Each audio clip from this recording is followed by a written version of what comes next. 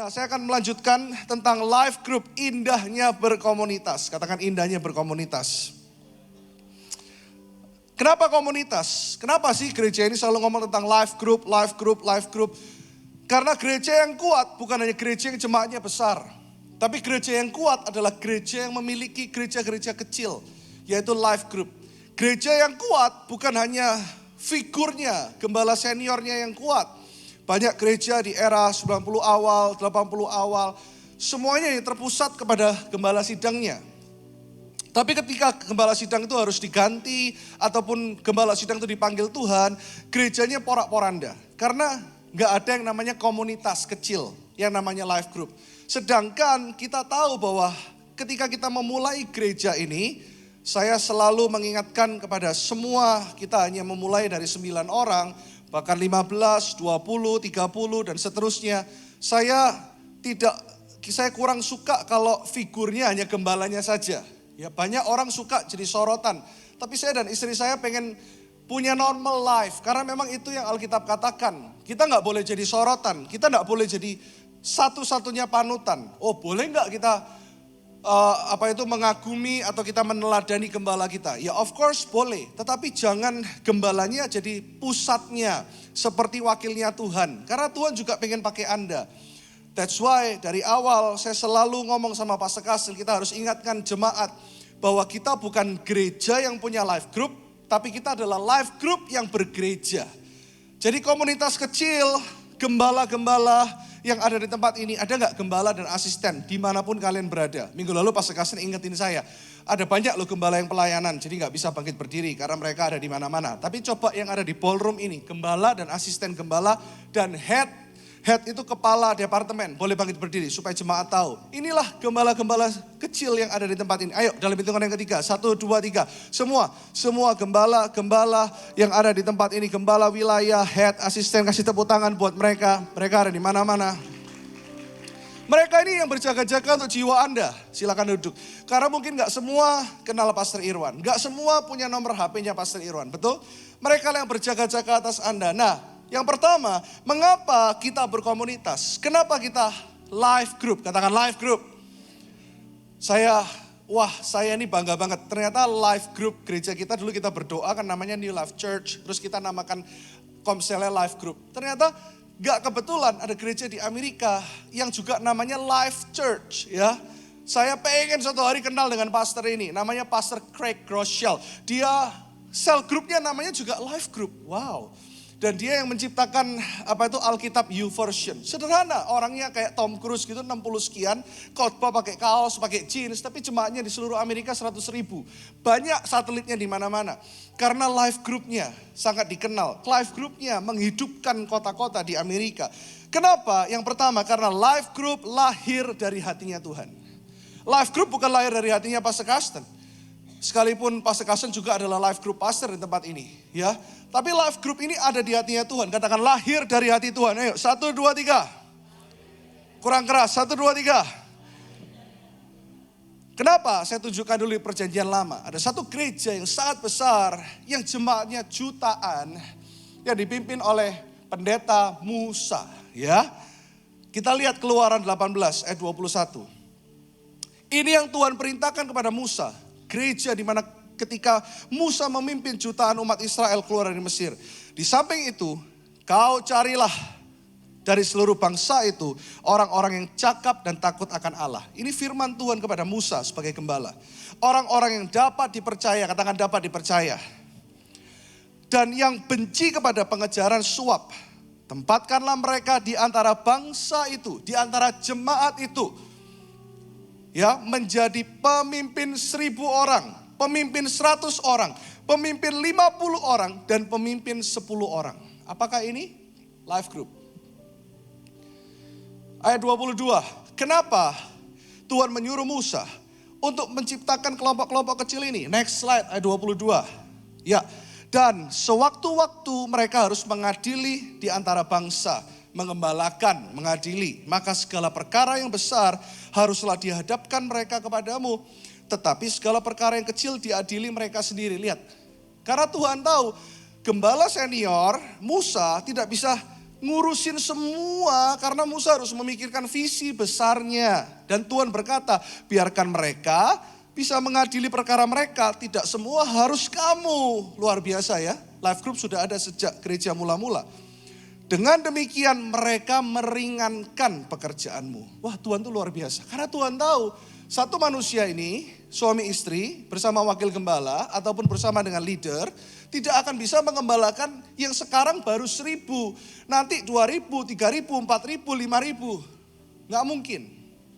That's why Anda perlu punya gembala-gembala kecil yang berjaga-jaga atas jiwamu. Dan mereka bersama-sama dengan engkau turut menanggungnya. Gembala tetap bersama-sama dengan gembala-gembala turut menanggung perkara-perkara itu. Tapi Tuhan ngomong bahasa kekiniannya tidak akan mungkin efektif.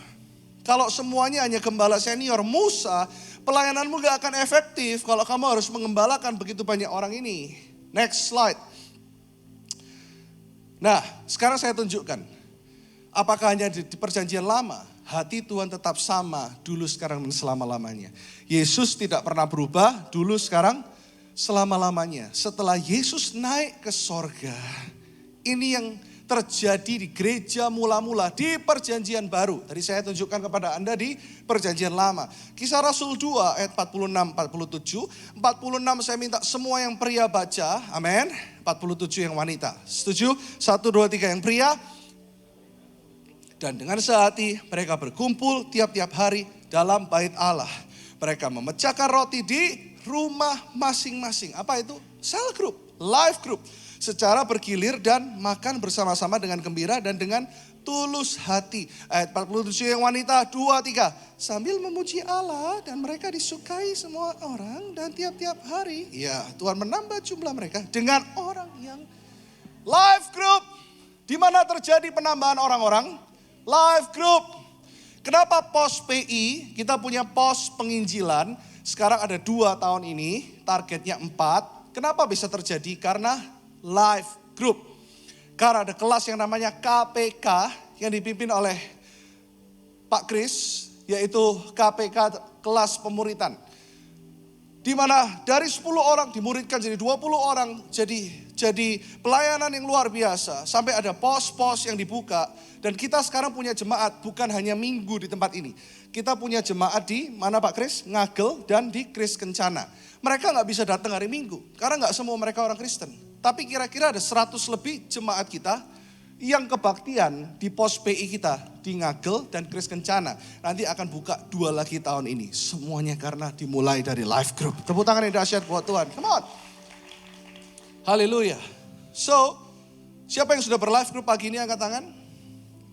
Wow. Yang belum saya dorong Anda. Karena ini bukan perintah Pastor Irwan. Tapi ini hatinya Tuhan. Disenggol kanan kiri. Ini hatinya Tuhan. Bahkan Markus 6 ayat 39 sampai 40 berkata, saya bacakan buat Anda ya. Karena saya gembala yang baik. Ada amin? Lalu ia menyuruh orang-orang itu supaya semua duduk apa? Berkelompok-kelompok. Keren ya. Ayo baca sama-sama. Duduk apa? Berkelompok-kelompok. Yesus sendiri memerintahkan mereka duduk berkelompok-kelompok. Jam 12 kita ada youth revival, a live service. Ya. Dan anak-anak muda ini kita selalu mikirkan gini, ini dunia semakin modern ya. Orang-orang semakin sibuk. Jadi kita mengadakan supaya juga semua papa mama tahu yang anak-anaknya di college, di Alive, termasuk anak saya. Kita hemat waktu supaya nggak ngambil lagi hari mereka di tengah minggu. Tapi tengah minggu mereka doa bersama, mereka di WhatsApp sama gembalanya. Dan jam 12 mereka kebaktian perayaan di tempat ini, lompat-lompat, maju di depan. Dan 1:30 mereka berkelompok-kelompok, langsung live group. Wow, tepuk tangan buat para youth pastor. Ada youth pastor berdiri, ayo Vincent, Wu, ya. Ayo Yosa, kenapa kamu gak berdiri? Youth leader, youth pastornya yang ada di tempat ini. Dan banyak mereka yang juga pasangan-pasangan muda yang mereka langsung kebaktian jam 12. Tapi mereka pun ini pemimpinnya, Anda lihat. Mereka pun berlive group bersama-sama dengan saya. Wow, ya silakan duduk.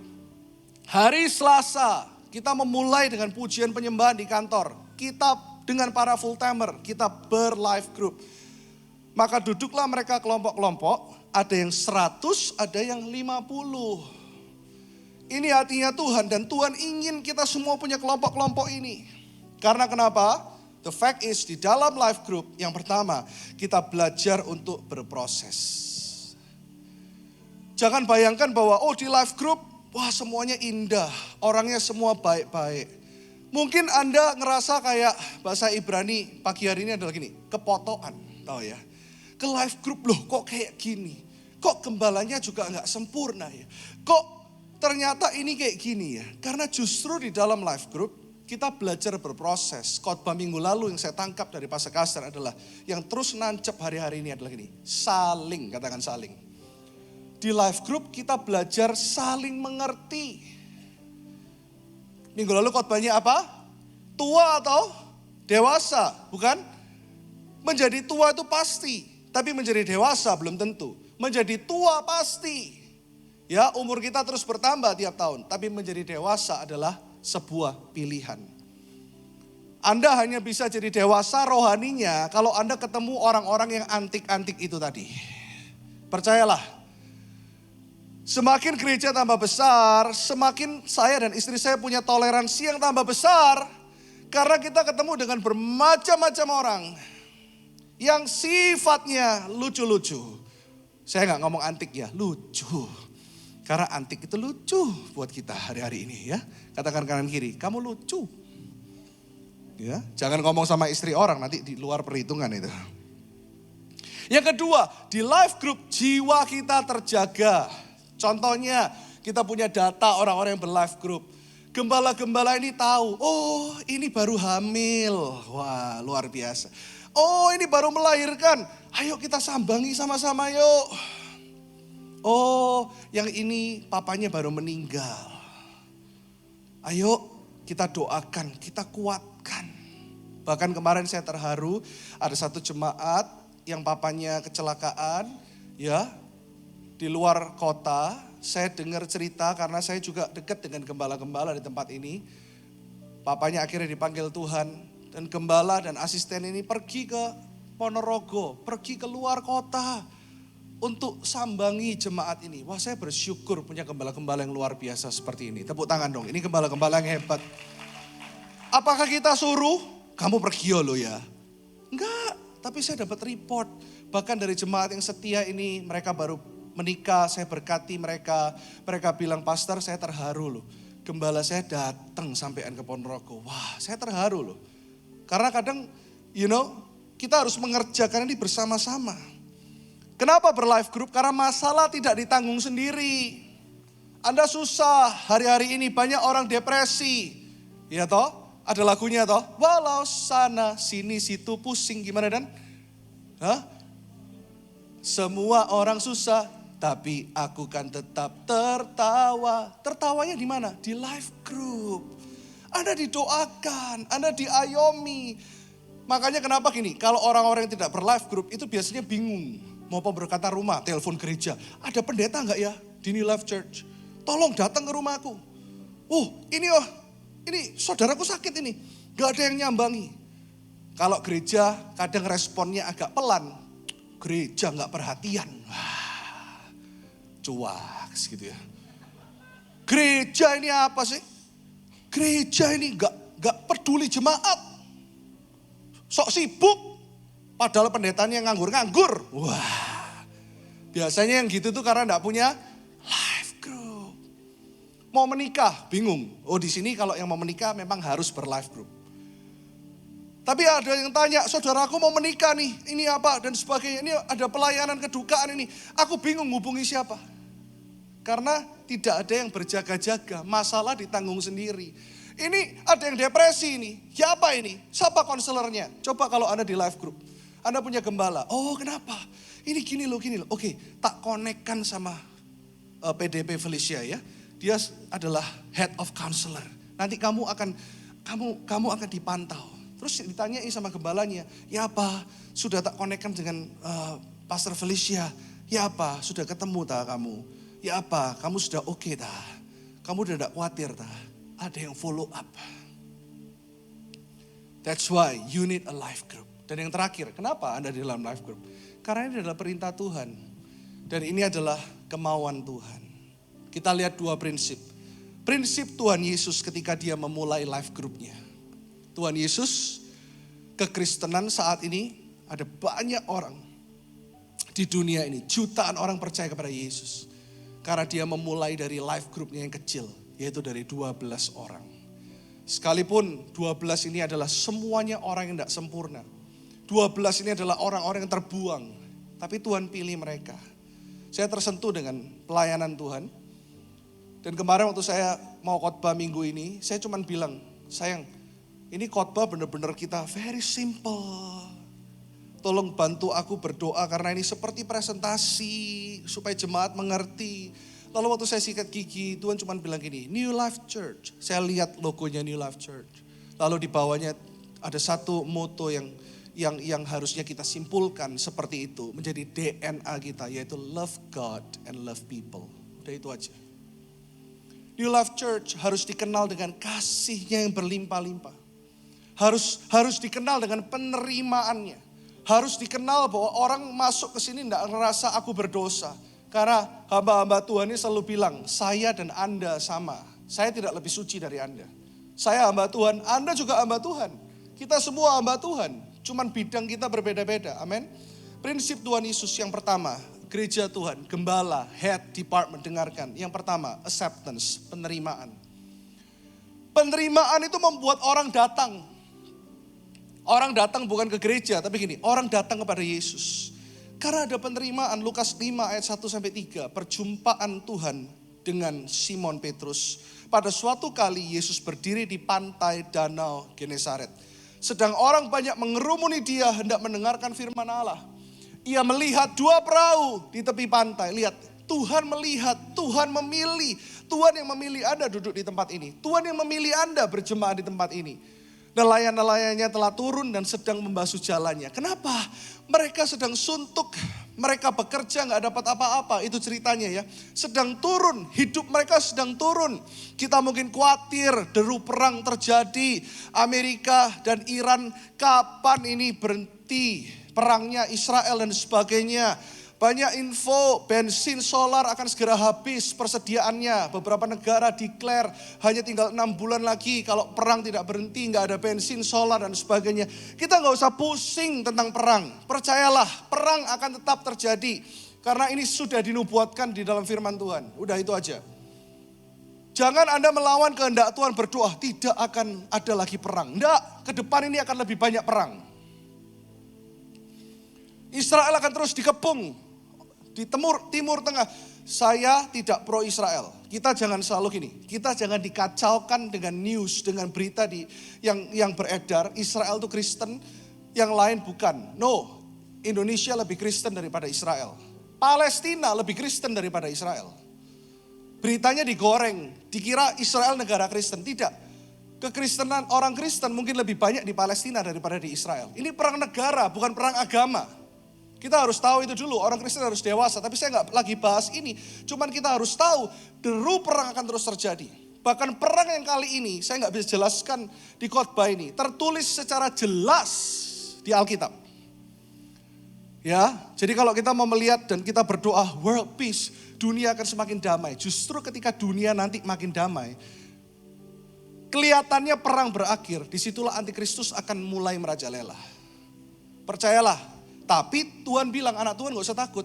Urusi aja pekerjaan Tuhan. Gak usah urusi deru perang ini. Amin.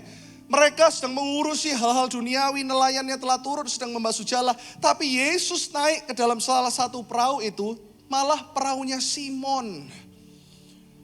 Bukankah Tuhan tahu Simon ini orang yang keras kepala? Karena Tuhan itu maha tahu. Ada amin? Simon orang yang keras kepala. Simon orang yang bodoh, dia bukan orang yang ngerti teologi, orang yang bisa khotbah. Banyak orang ahli Taurat dan Farisi. Dan Tuhan tahu itu. Kita kadang waktu saya baca ayat ini dan itu menjadi pewahyuan, saya pun sadar. Tuhan tahu Simon bakal gagal. Tuhan tahu sebelum Kentucky Fried Chicken berkokok 2 kali, ya, IFC Israel Fried Chicken, Simon sudah menyangkal Tuhan 3 kali. Tuhan tahu segalanya. Tuhan tahu ketika Tuhan mau ditangkap, Simon ini adalah orang yang bikin kekacauan paling kacau. Dia putuskan telinga tentara Romawi itu. Tuhan tahu semua itu. Simon gak ada baik-baiknya. Tapi Tuhan tetap pilih Simon.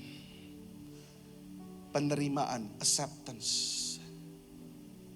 Dan menyuruh dia supaya menolakkan perahunya sedikit jauh dari pantai. Ada instruction. Dalam penerimaan bukan cuma diterima. Tuhan mendidik dia. Lalu ia duduk dan mengajar orang banyak dari atas perahu. Karena Tuhan melihat potensi yang orang lain tidak lihat. Apakah Tuhan tahu Yudas akan mengkhianati dia. Menjual dia dengan 300 keping perak. Kadang dalam pengembalaan, saya dan istri saya bukan nyombong. Tapi saat kita berdoa, Tuhan tahu ini orang gak gampang. Tuhan tunjukkan ini orang punya masa lalu yang kelam. Ini orang kayak gini. Tapi dengan kekuatan kita gak mampu. Tapi kalau kita lihat dengan anugerah Tuhan, kalau Simon saja dipilih, kalau kita saja yang penuh kekurangannya juga dipilih. Setiap Anda punya potensi yang luar biasa, yang orang lain gak bisa lihat. Yudas pun Tuhan tetap pilih. Sekalipun Tuhan tahu dia akan berkhianat. Why? Karena hati Tuhan itu adalah gini loh. Menerima. Welcoming. Jangan cuma menjadi moto. Welcome to the family. Latah. Tapi itu harus menjadi DNA kita.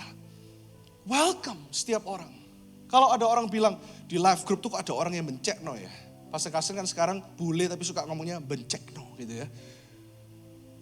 Justru kita harus berbalik mikir, oh iya ya, justru orang-orang bencekno harus lebih banyak di live group. Ada amin?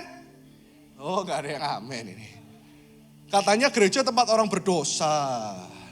Di live group harus semakin banyak orang-orang bencekno. Ada amin? Haleluya. Pekerjaan gembala-gembala diurapi Tuhan ya. Hello, Tuhan tetap memilih Simon. Kenapa? 1 Korintus 1 ayat 27 berkata seperti ini. Tetapi apa yang bodoh bagi dunia, dipilih Allah untuk mempermalukan orang-orang yang berhikmat. Ini prinsip firman Tuhan. Tuhan cari orang yang bodoh di hadapannya. Orang yang tidak sok-sokan. Simon ini sekalipun bodoh, sekalipun orangnya keras, tapi Simon ini hatinya tulus.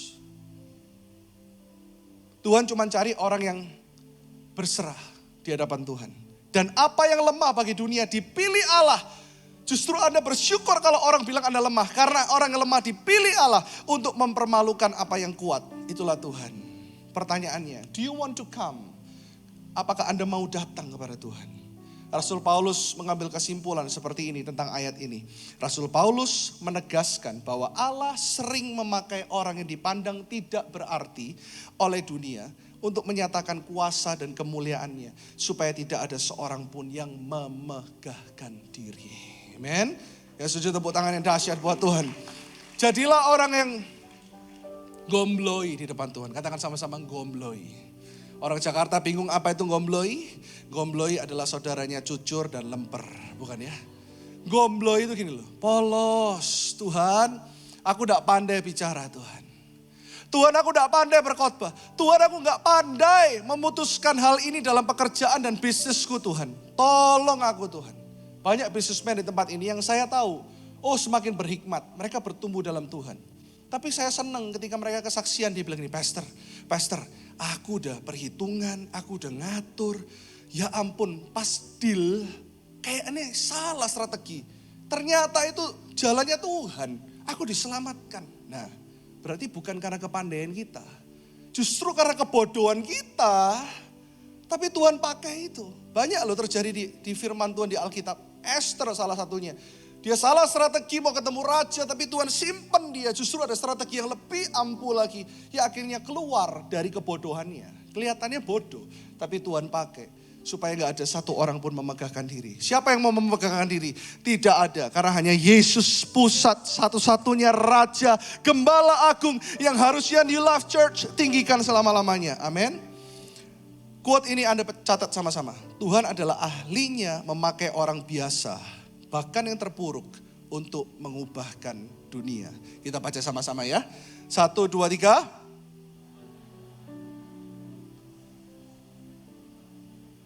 Sekali lagi tepuk tangan yang meriah buat Tuhan Yesus. Saya tunjukkan beberapa foto ketika saya mulai Saya dulu tinggal di Jakarta, ya. Saya SMA, kuliah saya di Sydney. Saya pulang, saya mulai pelayanan di Jakarta. Saya tinggal di Jakarta selama 4 tahun. Saya ketemu pacar saya yang waktu itu susah sekali ngejar dia ya. Baru kembali ke Surabaya setelah menikah. Saya dulu cukup lama tinggal di Jakarta, 4-5 tahun. Saya memulai dari foto-foto ini Anda bisa melihat. Ini kenapa saya lingkarin? Karena orang ini sekarang ada bersama-sama dengan kita di New Life Church. Yang sering nyanyi di sini. Dia kebaktian gak? Oh, dia kebaktian. Maju ke depan supaya jemaat tahu, oh ini gak fiktif dan tipuan belaka. Ayo maju ke depan, lari. Dia hampir jadi atlet basket nasional. Saya memulai kelompok kecil itu. Berapa tahun lalu ya Ted? Cepetan, waktunya tinggal 15 menit kamu lari. Iya ya, oke. Ini tahun berapa ya? 2005 ya? 2006. Dan wajahnya dia masih tetap sama. Kamu gantengan sekarang loh, karena a new life kamu. Hidup baru. Lihat waktu itu, old life. Hidupmu yang hancur berantakan waktu itu. Ya, lihat sekarang, luar biasa. Setiap hari dia di rumah saya, makan bareng, nonton bareng. Jangan ngomong mandi bareng, awas loh. Karena itu tidak terjadi ya. Ya, basket, ya saya masih ingat dia basket, matanya hampir kecolok paku, ingat ya. Akhirnya nancep di sini ya. Ya, cuman karena saya dari jauh, touch, terus, akhirnya ke sini. Haleluya, daripada mata, ya toh. Ini pemain basket hampir nasional dia. Cuman karena kakinya ligamennya, kita doakan dia berangkat ke Cina waktu itu. Sampai dia, Chongwennya sampai, wah, 很流利，说得很好呀，讲得很好，还可以ya. Sampai ketemu jodohnya, sekarang suami istri punya anak di tempat ini, mertuanya semua, adik-adik iparnya melayani Tuhan di tempat ini. Luar biasa, tepuk tangan buat Teddy, thank you Ted, thank you Ted. 2006, oh my gosh, 20 years ago. Kita udah tua kali Ted, enggak, semakin muda. Ya yang sebelah-sebelah ini adalah dia penyanyi rohani juga, Dewi Guna yang pernah juga di Indonesian Idol, Danar. Kita cuma mulai dari sini dan terjadilah next slide. Ya ini di tempat saya tinggal, di rumah saya. Ya, jadi apartemen saya penuh setiap hari Rabu sampai Pak RT ketok-ketok. Boleh persekutuan ya Pak Pendeta, tapi jangan rame-rame karena tower 8 ini bukan cuma lantai 21, semua lantai denger kalau ini anak-anak muda nyanyi. Oke, maaf ya. Jadi 5 orang sampai jadi puluhan orang ini, next slide. Berbagai macam umur, berbagai macam background. Ya, cepat saja. Ya, kita juga do mission trip. Jangan heran dengan orang yang selalu di sebelah saya ini dulu sekretaris saya ini ya, yang pakai kacamata aneh itu dia ya. Ya, dia tinggal di Jakarta ya. Jiwa muda. Nah ini kita di rel kereta api. Kenapa kok hari-hari ini Tuhan tetap taruh hati saya untuk misi. Punya, ini kita dulu ini semua, jangan cepat-cepat sebelumnya. Kita bangun sekolah gratis di rel kereta api sebelumnya. Ya ini di rel kereta api kita bangun sekolah gratis namanya Rumah Kehidupan. Makanya namanya gerejanya sekarang Hidup Baru, A New Life. Kita setiap minggu kita jadwal, ini orang-orang yang kerja bank, kerja kantor, artis, macam-macam. Termasuk atlet tadi. Kita gantian jangkau orang-orang di sana dan kita namakan Rumah Kehidupan. Next, itu di Roxy ya. Jadi makanya jangan jauh-jauh. Mau ke Afrika, bantu ini di sana. Di pinggir-pinggir Kris Kencana nih loh, masih banyak orang butuh Tuhan. Ya, oke, next lagi. Dan ini enggak perlu ini harusnya ya. Ini waktu kita misi di desa ya. Ya, ini mereka bilang gini, yang di Jakarta mereka bilang gini, "Pastor, ya itu harus tampil. Itu saya nimba air di sungai ya. Jangan diketawain, ini gembalamu loh hari ini ya. Oke. Dia pagi-pagi kita nimba air. Dan salah satunya juga yang masih ikut sampai hari ini, dulu itu Indrawan. Cuman fotonya Indrawan gak ada di sini karena dia waktu itu tinggal di Surabaya kan. Dia juga suka ke Jakarta untuk pelayanan bersama-sama. Ada yang gak kenal Indrawan bangkit berdiri. Ada banyak yang gak kenal kamu juga. Ya karena kalau kamu duduk brewokmu yang kelihatan. Ya ini juga yang ikut pelayanan waktu itu. Ya kasih tepuk tangan buat dia. Maaf ya. Kamu memang pelayanan 20 tahun, tapi hari ini padelku masih lebih hebat dari kamu. Haleluya. Oke. Ya, dan yang kedua, nanti saya mau saksikan, karena waktu saya tinggal 12-15 menit lagi. Nanti saya akan saksikan bagaimana Rumah Kehidupan bisa terjadi. Karena ada satu anak yang terjangkit HIV, yang masuk di komunitas kita. Waktu itu kita juga bingung, kita enggak pernah tahu cara nanganin orang HIV. Bahkan beberapa anak juga, secara manusia juga takut ya. Waduh, makan bareng lagi. Maksudnya nih nanti gimana? Oh ternyata kita baru belajar, oh HIV tidak menular dari air liur. Tapi ya jangan sembarangan, oh HIV ya suap-suapan ya. Jangan, itu namanya gak berhikmat ya. Karena kan ya gak hygiene aja lah tukar-tukaran makanan. Tapi justru nanti saya akan ceritakan lengkapnya ya Ted ya. Kalau bisa bawa orangnya ke sini supaya jemaat tahu. Ya, orangnya namanya Dewa ya. Namanya Dewa toh, betul loh. Ya, betul ya. Dia itu punya hati untuk orang-orang ini. Kita didik dia sampai dia bisa dalam tanda kutip sembuh dari HIV-nya. Sekalipun HIV gak bisa sembuh total. Dialah yang punya hati untuk rumah kehidupan ini. Lahir dari orang yang, wow, orang HIV loh, gak percaya Tuhan loh. Gak karuan hidupnya loh. Tapi dia malah yang memulai pelayanan rumah kehidupan ini. Banyak cerita, banyak cerita. Yang saya berdoa gereja ini juga terus melakukan itu untuk Tuhan. Yang kedua, yang terakhir. Yang pertama tadi penerimaan, yang kedua pemuridan. Katakan pemuridan. Discipleship. Penerimaan membuat orang datang, setuju. Oh kita terima mereka datang kepada Yesus. Tapi pemuritan membuat orang dewasa dan bertumbuh.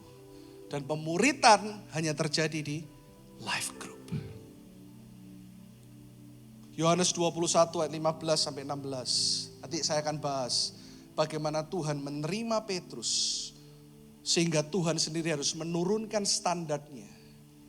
Saya dan istri saya pun, kami pun bukan orang yang sempurna. Maka setiap hari kita juga harus menekan standar kita.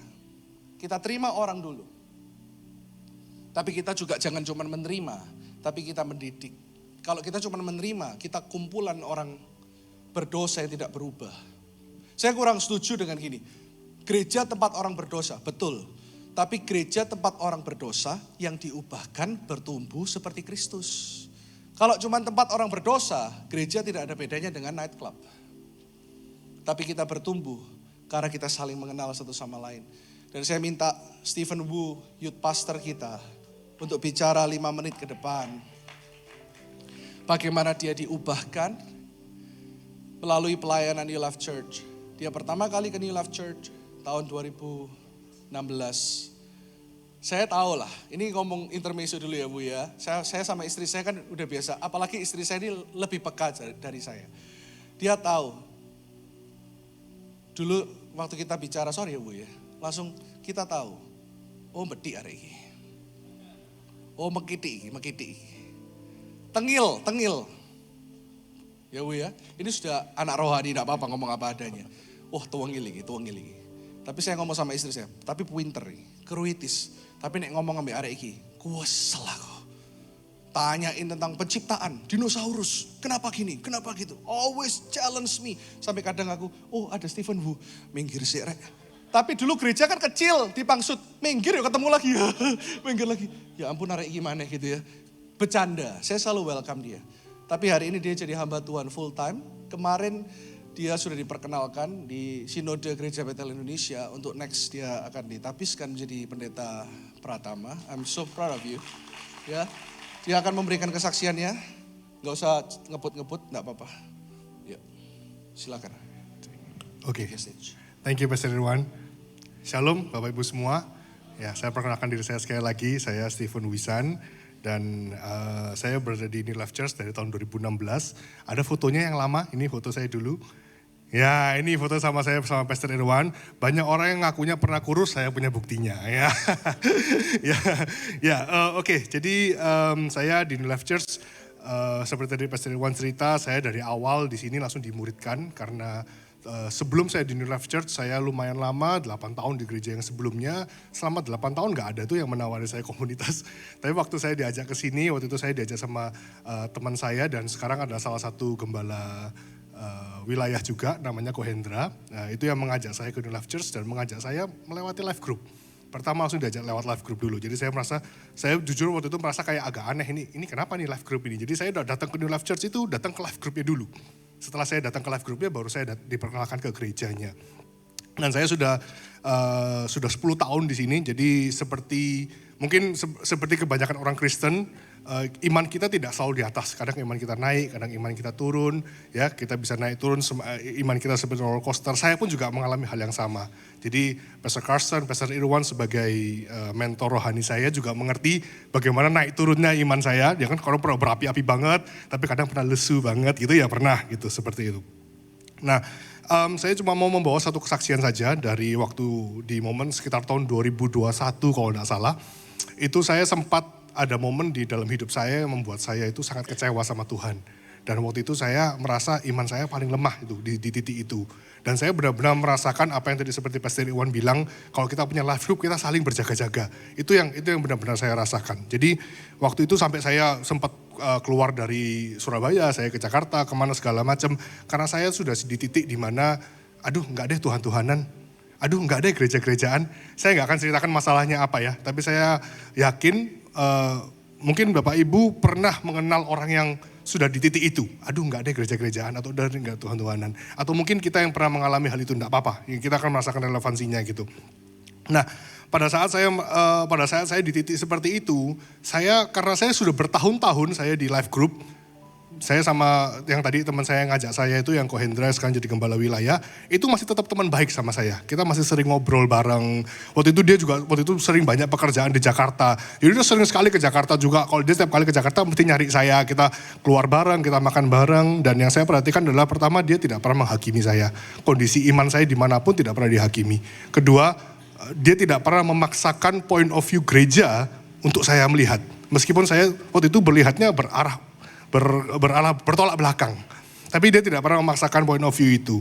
Dan waktu kita berargumen, kadang-kadang kita bercerita, kita ngobrol-ngobrol santai, berdiskusi. Memang saya ini dasarnya orangnya koleris. Jadi saya gak bisa kalau di tengah argumen tuh kayak diomongin, oh iya. Itu jarang saya bisa kayak gitu. Kebanyakan saya akan mengeraskan hati dulu, baru nanti saya pulang saya pikir-pikir, bener juga omongannya dia ya. Gitu. Jadi waktu saya mengalami hal itu pun saya juga melihat bahwa ada satu teman ini yang tetap mau jadi teman saya secara tulus meskipun waktu itu pandangan kita berbeda banget. Dan akhirnya itu yang buat saya ya udah aku kayaknya bisa mendapatkan point of view yang baru pada saat dengan masalah yang saya dapatkan waktu saya kecewa dengan Tuhan itu. Akhirnya saya mau kembali ke gereja, saya mau kembali aktif berkomunitas, dan waktu saya kembali ke New Life Church pun saya langsung dibuka dengan tangan yang terbuka. Tidak ada penolakan dari Pastor Irwan, dari Pastor Carsten, dari Jessica, gak ada penolakan sama sekali. Jadi waktu itu saya akhirnya kembali ke sini dan saya bertumbuh lebih banyak lagi, dan ada satu momen yang lebih besar lagi. Waktu itu saya mengikuti acara komunitas juga, acara life group. Kita pernah ngadain retreat life group namanya Sweet Escape, boleh next. Dan waktu saya melihat Tuhan Yesus, pada saat Tuhan Yesus itu melihat anaknya kembali ke rumahnya, Tuhan Yesus gak bilang, oke, sudah kembali, selesai, thank you, good. Enggak, tapi Tuhan Yesus malah meng-empower kita lagi. Dan ini adalah satu momen di mana waktu itu Pastor Iwan mengadakan altar call. Dan, sorry.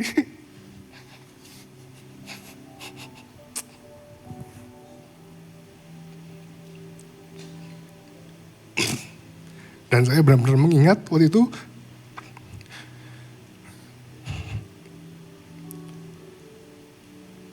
lawatan Tuhan dalam hidup saya.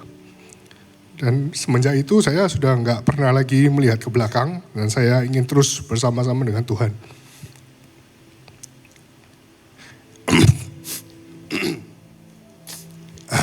Yang boleh saya sharingkan, Tuhan bekerja sangat luar biasa melalui komunitas dalam hidup saya. Saya berharap dari kesaksian saya yang singkat ini, Bapak Ibu juga dapat menemukan komunitas dan segera memutuskan mempunyai keluarga baru. Karena percayalah, pada saat kita lemah, komunitas itu menjadi kekuatan bagi kita semua. Thank you, bless you.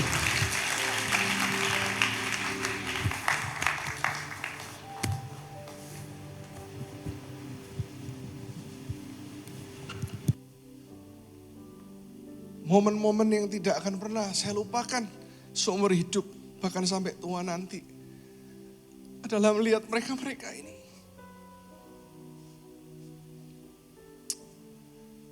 Bahkan saya enggak pernah kepikir dia jadi pendeta hari ini. Kalau kita lihat flashback, itu yang selalu menguatkan saya. Percayalah, yang menguatkan saya bukan khotbah di KKR. Bukan ketika kita diundang di Jakarta, satu kali kebaktian 3.500 orang. bukan itu. Tapi melihat ada Stephen Wu, melihat Yosa, ya Yosa ini kesaksiannya juga luar biasa. You have to testify. Gereja waktu jadi besar gini, gak banyak orang tahu kesaksianmu. Kamu bangkit berdiri dong. Ini pengacara, sekarang sudah menjadi pengacara yang luar biasa.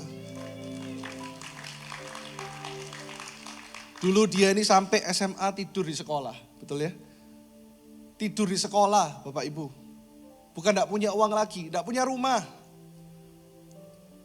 Gak ketemu dengan orang tuanya. Tapi hari ini dia bisa report, Ko, aku ke pengadilan nih, doain ya. Doain ya. Ada banyak kisah yang saya gak bisa ceritakan satu persatu.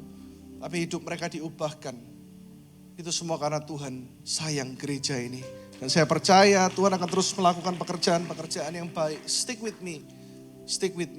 Kita gak punya ambisi apa-apa. Justru gereja semakin besar, kita semakin mikir, nek tambah besar ya apa ya? Istri saya ini lucu, kalau saya kebalikannya, ya harus besar. Karena makin besar berarti kan makin banyak jiwa bertobat. Tapi dia selalu punya pandangan yang lain. Kalau makin besar, kita gak bisa take care lagi ya apa ya? Karena buat apa? Cuman keren, hingar-bingar, lebih banyak. Tapi kalau orangnya gak bertumbuh, dia selalu memikirkan dari sisi itu. Tapi saya perlu ada banyak Daniel, Stephen Wu, yang lain di tempat ini. Untuk supaya kita semakin kuat bertumbuh dalam Tuhan. Waktu Yesus datang, Tuhan cuma bilang gini, New Life Church, well done. Tuhan gak akan cuma hitung berapa kebaktian, berapa ribu orang. Tapi Tuhan akan lihat berapa orang yang berubah melalui pelayananmu. Saya berdoa Anda menjadi agent of change. Orang-orang yang membuat kota Surabaya berubah. Saya tutup dengan satu quote ini. Tuhan tidak mencari orang yang mampu, tetapi orang yang mau. Saya pun tidak mampu. Tuhan Yesus tidak mencari orang yang mampu, tetapi orang yang mau. Ayo hari ini jangan berpikir gini, aku dapat apa ya dari gereja? Tapi aku bisa tabur apa ya? Kalau Anda pengusaha mungkin Anda tidak punya banyak waktu. Anda bisa menabur dengan finance-mu, dengan keuanganmu. Anda kuliah, Anda tidak punya uang, tapi Anda punya waktu. Taburlah waktumu. Anda punya pernikahan yang baik, taburlah pernikahan yang baik itu untuk menginspirasi orang-orang lain. Karena hidupmu bukan hanya untuk engkau. Hidup bukan hanya sukses, tapi berbuah. Ingat itu ya, dua hal ini, penerimaan dan pemuridan. Ini yang kita doakan terus terjadi di gereja ini. Dan satu video lagi kesaksian dari sepasang suami istri yang hidupnya diubahkan melalui life group. God bless you. Shalom, saya Wijaya dan ini istri saya. Saya Betty dari LG Fish.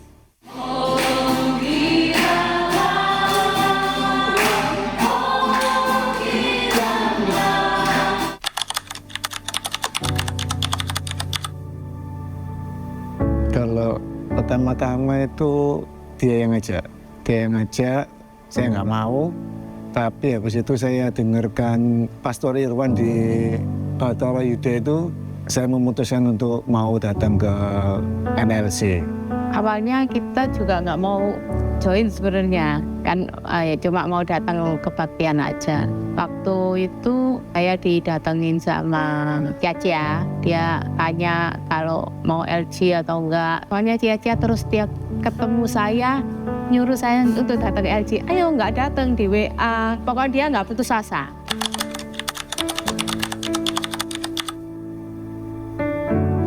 Yang dirasakan itu ya kita kayak keluarga gitu lah.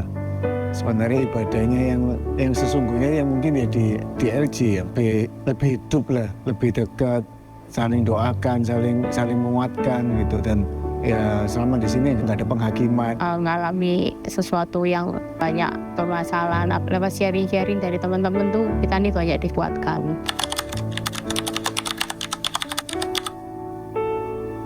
Lebih hidup ketika kita ikut komunitas yang kecil, saling bertumbuh ya.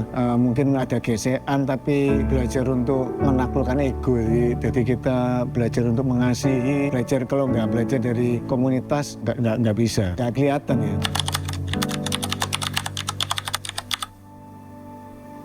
banyak memberikan saya masukan dan banyak mensupport saya.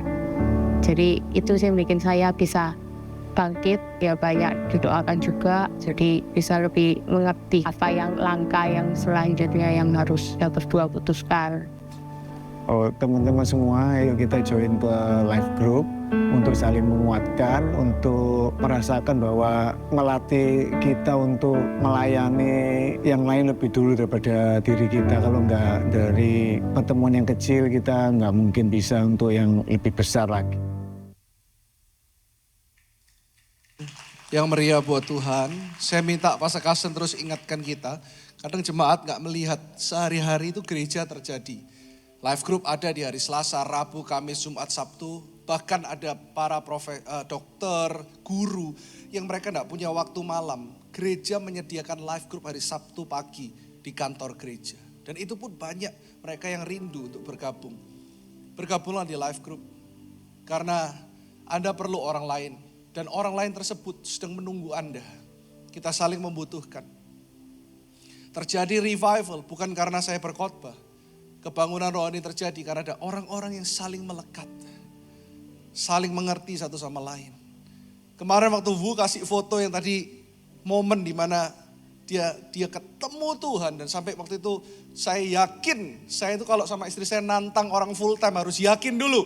Karena full time, pertama mereka tidak boleh kekurangan. Mereka full time dan Wu ini kita jodohkan dengan dulu namanya ya sampai sekarang namanya tetap Mediana. Dulu Meme ini juga gembala. Mereka menikah, ayo siapa yang ngaku di sini? Yang kita jodohkan menikah. Banyak di tempat ini, ayo. Ya, dan tadi disebut, saya mau live group karena diajak terus sama Cia. Yang mana sih Cia?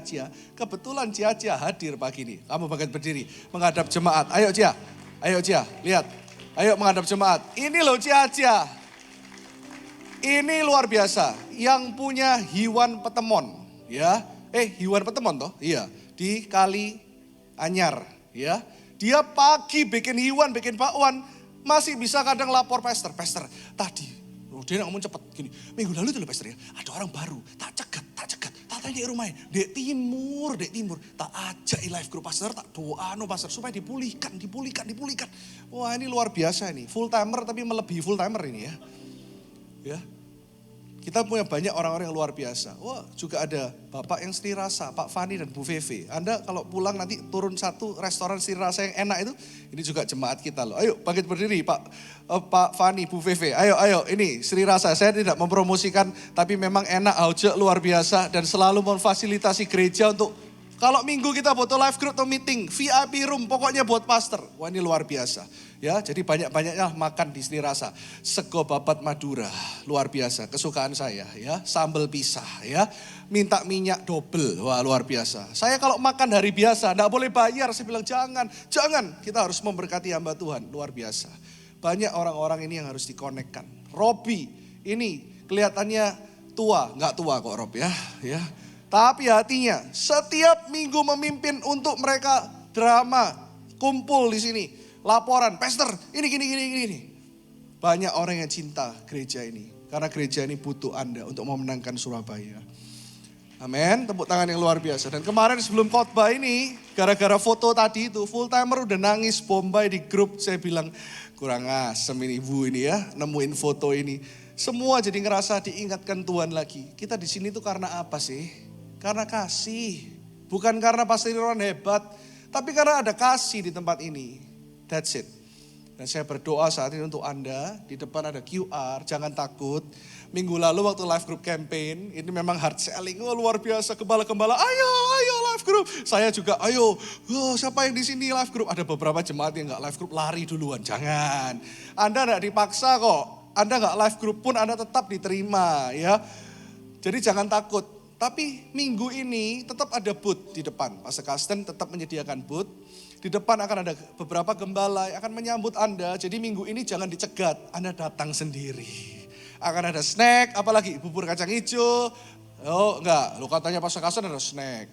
Oh snack, kopi, nasi campur tambak bayan ya. Nasi campur tambak bayan juga jemaat kita loh. Mana nasi campur tambak bayan? Enggak datang ini. Sore ya. Ya. Nanti Anda datang dan sekarang Anda keluarkan HP Anda yang belum berlife group, jangan takut. Anda cuma dimintain data kok. Ayo keluarkan HP-nya ya. Biasa kalau yang mau married cepet, belum punya life group, harus life group, cepet. Ayo keluarkan HP-nya, diisi datanya. Kita cuma pengen kenal, follow up. Bahkan ada sahabat-sahabat saya yang baru gabung di gereja. Saya ini ngomong tulus kok, saya selalu bilang gini, ayo life group tak temeni tak. Sungguhan tak temeni ke life groupnya siapa misalnya, tak temeni. Ya, ayo nanti Pastor Irwan di depan salaman. Langsung datangi Pastor Irwan, temen nono aku ya. Tak temeni, ayo. Tak temeni. Bayarannya sih opo? Enggak, bercanda ya. Ayo isi datanya, dikeluarkan HP-nya ya, Anda akan didoakan dan nanti Anda boleh tanya-tanya. Jangan sungkan, semua gembala di sini rukun, amin. Misalnya Anda coba live group ini, panganannya gak enak, rek pindah live group lain, dia gak apa-apa. Ya toh? Ya, asal pokoknya komunikasi gitu loh. Bukan terus, kok kesana sih, kok gak kesini. Semuanya ya new life kok, ya toh. Jadi jangan sungkan, aku nyoba-nyoba sih ya, enggak apa-apa. Icip-icip, nanti lah pasti nempel gitu ya. Luar biasa, tepuk tangan buat semua tempat ini. Terima kasih Tuhan, mari kita berdoa, taruh kedua tangan di dadamu. Gereja ini milik Tuhan. Sekali lagi hamba deklarasikan, New Life Ballroom, New Life Church milikmu. Dan tahun ini, hai para suami istri, semua yang single dengar baik. Tuhan berbicara sangat kuat, great harvest, tuaian besar. Sungguh-sungguh akan terjadi tahun ini. Tuhan ngomong gini, persiapkan jalamu, persiapkan hatimu, persiapkan ruang yang besar, jalamu jangan sampai koyak. Karena berkat Tuhan akan berlimpah-limpah. Tuhan, pakai setiap tangan yang ditaruh di dada masing-masing. Kami mau bertobat. Kalau Tuhan menerima kami harus bisa menerima orang lain. Kalau Tuhan mengasihi kami yang dulunya mokong ini Tuhan, kami juga harus bisa menerima orang-orang yang mokong. Kami mau memuridkan jadi gereja yang ramah, gereja yang kelihatan cinta Tuhannya, gereja yang melayani jiwa-jiwa yang terhilang. Pakai setiap gembala-gembala bersyukur untuk pernikahan-pernikahan mereka juga Tuhan. Pekerjaan mereka, Tuhan urapi gembala-gembala ini. Mereka mengambil komitmen lebih. Kami berdoa supaya gembala-gembala ini terus melekat kepada pokok anggur itu yaitu Yesus Kristus Tuhan. Kami serahkan kebaktian ini dan setiap jiwa di tempat ini ke dalam tangan-Mu. Di dalam nama Yesus. Yang percaya Tuhan cinta Life Group katakan amin. Sekali lagi katakan amin. Lebih keras lagi katakan